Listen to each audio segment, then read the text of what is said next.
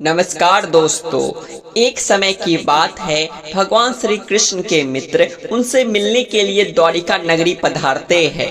भगवान श्री कृष्ण उनका स्वागत करते हैं और उनके आने का कारण पूछते हैं। भगवान श्री कृष्ण के सखा उनसे कहते हैं, हे केशव, तुम तो सर्वज्ञ हो, सब कुछ जानते हो। आज मैं तुम्हारे पास यह जानने के उद्देश्य से आया हूँ कि मनुष्य को किन किन वृक्षों का रोपण करना चाहिए, कौन से वृक्ष भवन के सामने लगाने चाहिए कि इन वृक्षों का रोपण करने से दरिद्रता दूर होती है तथा शत्रु, रोग, भय, भूत पिशाच आदि संकटों से बचने के लिए कौन से वृक्ष भवन की सीमा में लगाने चाहिए। भगवान श्री कृष्ण मुस्कुराते हुए कहते हैं, हे सखा, तुमने आज समस्त मानव जाति के कल्याण के उद्देश्य से अत्यंत महत्वपूर्ण प्रश्न किया है। इस संसार में वृक्षों का बहुत ही बड़ा योगदान है। वृक्ष सदा ही पूजनीय है, किंतु आज तुमने उचित ही प्रश्न किया है। भवन की सीमा में वृक्षों को लगाना बहुत ही शुभ फल प्रदान करता है। वृक्ष तथा पौधे भवन की सुंदरता को बढ़ाते अवश्य है, साथ ही यह वातावरण को शुद्ध रखते हैं। वृक्षों से सकारात्मक ऊर्जा का संचार होता है, जो मनुष्य के जीवन के लिए अत्यंत आवश्यक होती है। वृक्ष नकारात्मकता को कम करके वातावरण को अधिक सकारात्मक बनाने का कार्य करते हैं। घर के सामने शुभ पेड़ पौधे लगाने से घर में सुख समृद्धि आती है। साथ ही यह पेड़ पौधे कई प्रकार के वास्तु दोषों को नष्ट करते हैं। घर के आंगन में खड़े वृक्ष देवताओं के समान घर की रक्षा करते हैं। हे मित्र, भवन के पास कौन से पौधे लगाने चाहिए और कौन से नहीं, इसके बारे में बताने से पूर्व मैं तुम्हें एक प्राचीन कथा सुनाता हूँ, जिससे तुम्हें समझ में आ जाएगा कि वृक्षों का तथा पेड़ पौधों का भवन के पास लगाना कितना शुभ होता है और कौन से पौधे भवन के पास लगाने से दुख एवं दरिद्रता आती है। जो भी मनुष्य इस कथा का श्रवण करता है, उसके सैकड़ों पाप नष्ट हो जाते हैं और उसकी दरिद्रता का नाश होता है।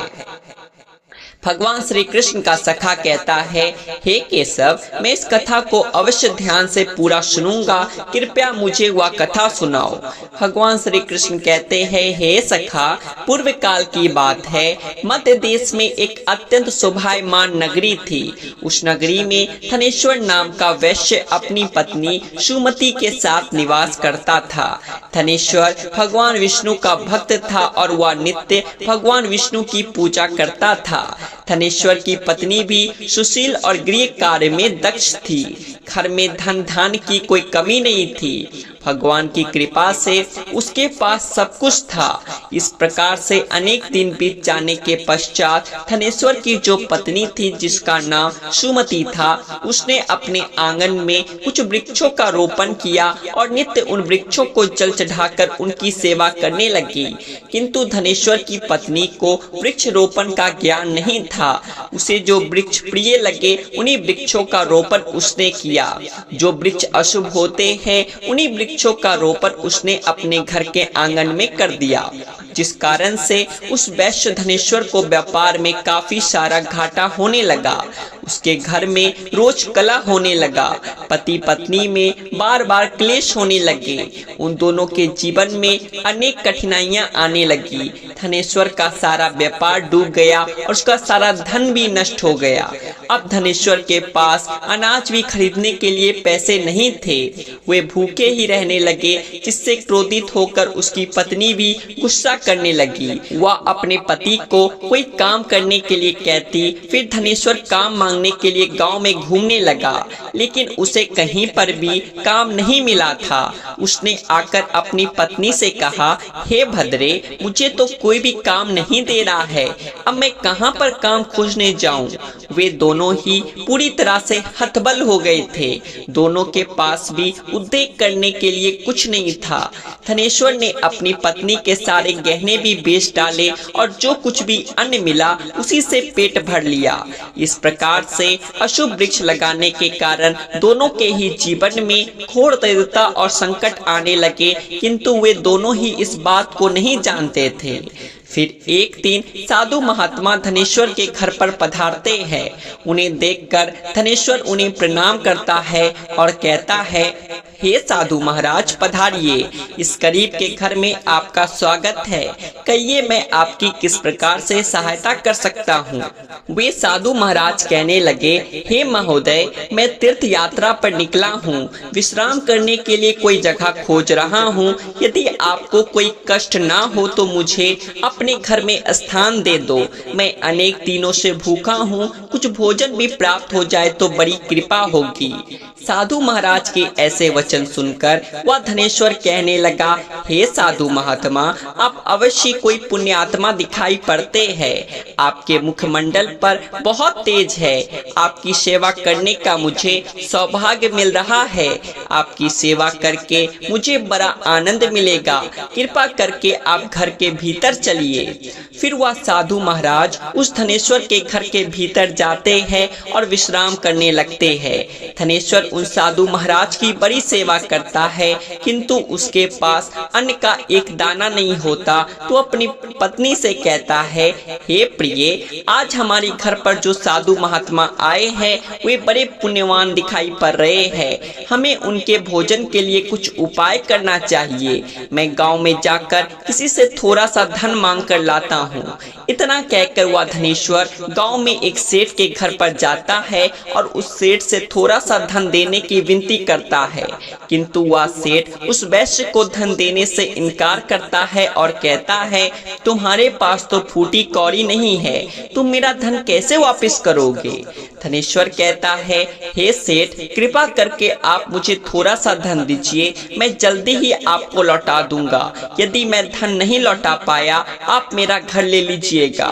धनेश्वर की बात सुनकर उस सेठ को उस पर थोड़ी दया आती है और वह उसे धन देते हुए कहता है, हे वैश्य, यदि तुमने धन नहीं लौटाया तो तुम स्वयं ही मुझे अपना घर सौंप देना। धनेश्वर कहता है, हे सेठ, मैं वचन देता हूँ, यदि मैंने धन नहीं लौटाया तो मैं आपको मेरा घर सौंप दूंगा। फिर धनेश्वर उस सेठ से धन लेकर बाजार से दूध, चावल, सब्जी, आटा, शक्कर आदि चीजें लेकर खरीदता है और लौटकर अपने घर आ जाता है। फिर वह अपनी पत्नी से कहता है, हे प्रिय, तुम उन साधु महात्मा के लिए भोजन बनाओ। फिर धनेश्वर की पत्नी भोजन बनाती है और उन साधु महात्मा को भोजन परोसती है। इस प्रकार से उस धनेश्वर की भक्ति और निष्ठा को देखकर वे साधु महाराज बहुत प्रसन्न हो जाते हैं। भोजन हो जाने के पश्चात वे जाते जाते उस धनेश्वर से कहते हैं, हे वैश्य, मैं तुम्हारी भक्ति और आदर सम्मान से अत्यंत प्रसन्न हूँ। तुम्हारी जो भी मनोकामना है मुझे बताओ, मैं अवश्य पूरा करूँगा। तब वह धनेश्वर कहता है, हे महात्मा, आपका आशीर्वाद ही हमारे लिए सब कुछ है, किंतु मैं आपसे यह जानना चाहता हूँ कि किस पाप के कारण मुझे दरिद्रता का दुख भोगना पड़ रहा है। हमने तो पूरी निष्ठा से भगवान विष्णु की भक्ति की है, फिर हमारे जीवन में दरिद्रता क्यों आई है, इसका क्या कारण है और इस दरिद्रता को दूर करने के लिए मुझे क्या उपाय करना चाहिए। फिर वह साधु महात्मा कहते हैं, हे वैश्य, मैं जब तुम्हारे द्वार पर आया था तभी मुझे यह ज्ञात हो गया था कि तुम्हारे जीवन में घोर दरिद्रता और संकट आए हुए हैं, क्योंकि तुम्हारे भवन के सामने जो वृक्ष है वे ही तुम्हारी दरिद्रता के कारण है। इसलिए तुम इन वृक्षों को हटाकर उनके स्थान पर शुभ पौधों का रोपण करो। तुम्हारी पत्नी ने तुम्हारे भवन के सामने जिन वृक्षों का रोपण किया है वे अशुभ वृक्ष है, उन्हीं के कारण तुम्हारी ऐसी दुर्दशा हुई है। धनेश्वर कहता है, हे महात्मा, कृपा करके मुझे बताइए कि घर के सामने कौन से वृक्ष लगाने चाहिए जिससे घर में सुख समृद्धि हो और कौन से वृक्ष नहीं लगाने चाहिए। कृपा करके आप मुझे विस्तार से समझाइए, मैं आपका बड़ा आभारी रहूंगा। फिर वह साधु महात्मा कहते हैं, हे वैश्य, ठीक है, अब मैं तुम्हें उन शुभ वृक्षों के बारे में बताता हूँ जिन्हें घर के पास लगाने से शुभ फलों की प्राप्ति होती है, इसलिए तुम ध्यान पूर्वक सुनो। हे वैश्य, किसी जलाशय के समीप पीपल का वृक्ष लगाने वाले मनुष्य को जो फल मिलता है वह करोड़ों यज्ञों के समान होता है। जब पीपल के पत्ते उस जलाशय में गिरते हैं तो ये पिंड के समान होकर पितरों को तृप्ति प्रदान करते हैं। इससे सभी प्रकार के पितृदोष समाप्त हो जाते हैं। जो मनुष्य नित्य स्नान करके पीपल को स्पर्श करता है वह सभी पापों से मुक्त होकर और कभी पराजित नहीं होता है। पीपल को स्पर्श करने से लक्ष्मी की प्राप्ति होती है और उसकी प्रदक्षिणा करने से आयु में वृद्धि होती है। पीपल की जड़ में श्री विष्णु, तने में शिव जी और अग्रभाग में ब्रह्मा जी स्थित रहते हैं।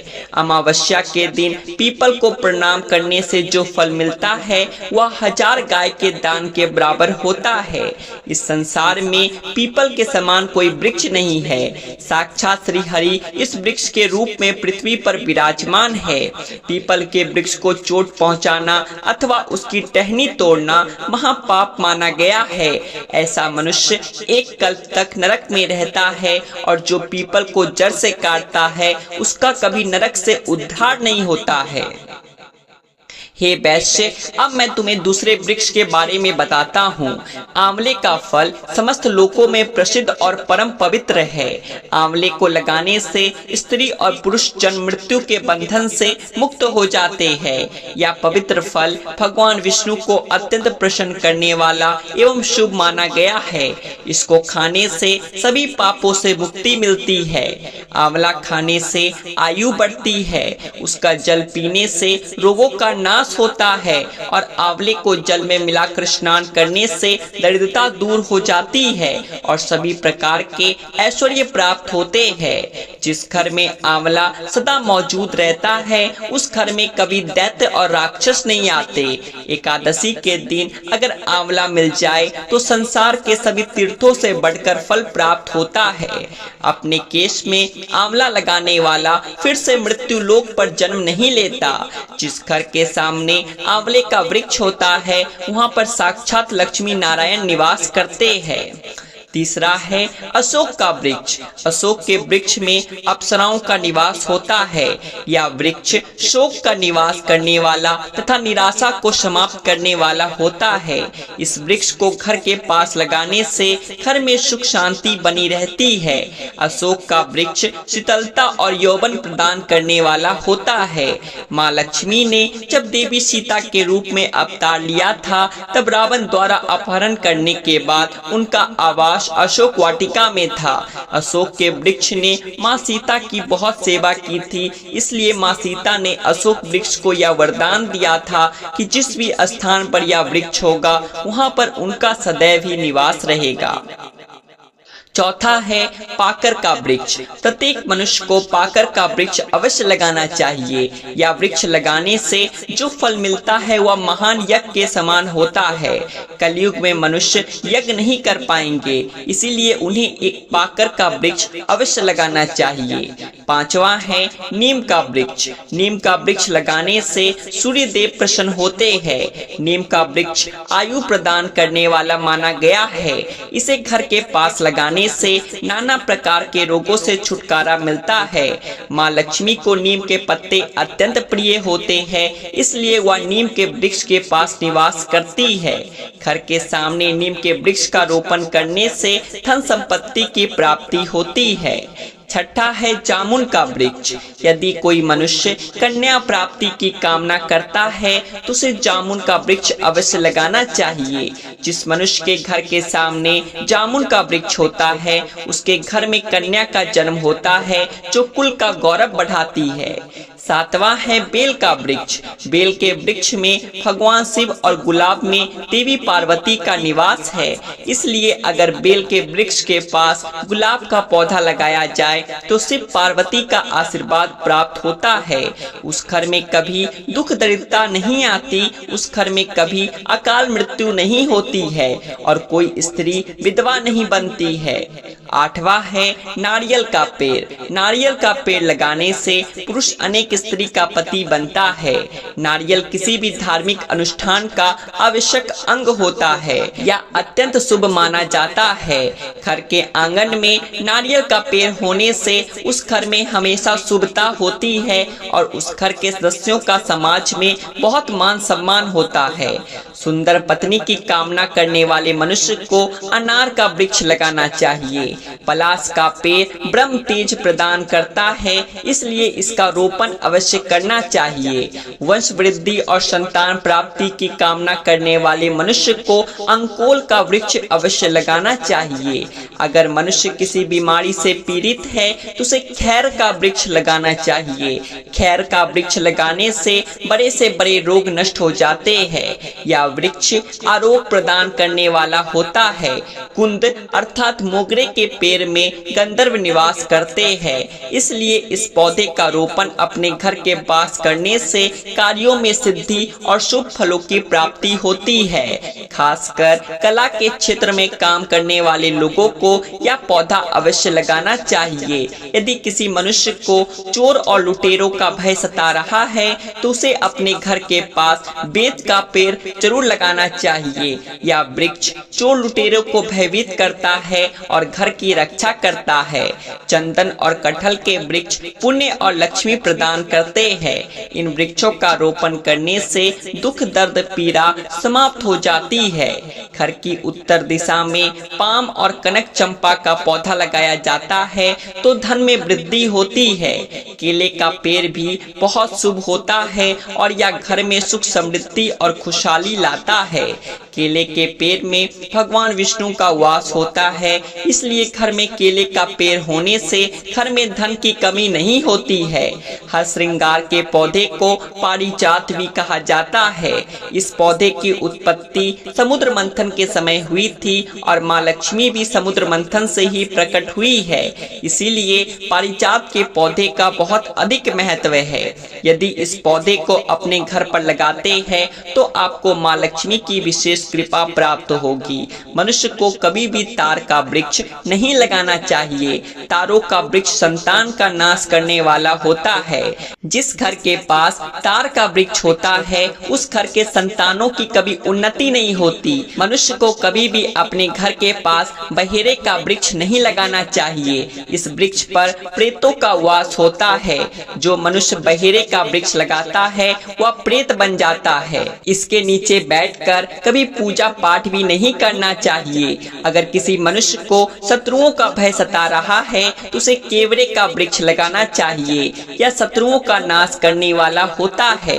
घर में कभी भी ऐसे पौधे नहीं लगाने चाहिए जिनको काटने या तोड़ने पर दूध निकलता हो।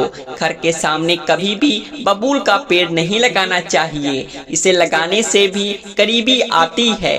घर के सामने बेर का वृक्ष भी नहीं लगाना चाहिए, इसे लगाने से नकारात्मकता बढ़ती है, धन का नाश होता है और संकट आते हैं। किसी भी मनुष्य को अपने घर के सामने पपीते का वृक्ष नहीं लगाना चाहिए। इस वृक्ष को लगाने से धन का नाश होता है और दरिद्रता आती है। अगर पीपल का वृक्ष भवन की पूर्व दिशा में होता है तो घर में निर्धनता व्याप्त हो सकती है। वट वृक्ष घर की पश्चिम दिशा में हो तो घर में शोक का काल चिरकाल तक रहता है। दक्षिण दिशा में तुलसी का पौधा हो तो संतान को पीड़ा सहन करनी पड़ती है। किसी भी मृत वृक्ष की छाया घर पर पड़ती है तो यह मृत्यु सूचक होता है। मृत वृक्ष को तुरंत उखाड़ देना चाहिए। वे साधु महात्मा कहते हैं, हे वैश्य, इस प्रकार से मैंने तुम्हें इन सभी शुभ और अशुभ वृक्षों के बारे में विषय में बता दिया है, इसलिए तुम इन वृक्षों का रोपण करो और भगवान की कृपा को प्राप्त करो। वह धनेश्वर कहता है, हे महात्मा, आपने आज मुझे उत्तम ज्ञान दिया है, मैं आपका धन्यवाद करता हूँ। फिर वे साधु महात्मा धनेश्वर को आशीर्वाद देकर उस स्थान से अंतर्ध्यान हो जाते हैं। साधु महात्मा को को अचानक से अदृश्य हुआ देखकर धनेश्वर और उसकी पत्नी को आश्चर्य होता है। फिर उन्हें समझ में आ जाता है कि साक्षात भगवान विष्णु ही उनके घर पर आए थे। फिर धनेश्वर उस साधु महात्मा के कहे अनुसार अपने घर के सामने अनेक शुभ वृक्षों का रोपण करता है, जिससे अचानक ही उसे बहुत सारे धन की प्राप्ति होती है और उसकी दरिद्रता दूर हो जाती है। धनेश्वर और उसकी पत्नी भगवान विष्णु का धन्यवाद करने लगते हैं। भगवान श्री कृष्ण कहते हैं, हे सखा, इस प्रकार से मैंने तुम्हें शुभ और अशुभ दोनों प्रकार के वृक्षों के बारे में बताया है। अब तुम भी जाकर अपने भवन के पास इन वृक्षों का रोपण करो। तो दोस्तों, इस प्रकार से भगवान श्री कृष्ण ने भवन के पास लगाए जाने वाले शुभ और अशुभ वृक्षों के बारे में बताया है। उम्मीद है आपको यह कथा पसंद आई होगी। कथा पसंद आई तो वीडियो को लाइक करिए और ऐसी ही और कथाओं को सुनने के लिए आपके अपने चैनल आध्यात्मिक संसार को सब्सक्राइब भी कर लीजिए। राधे राधे, जय श्री कृष्ण।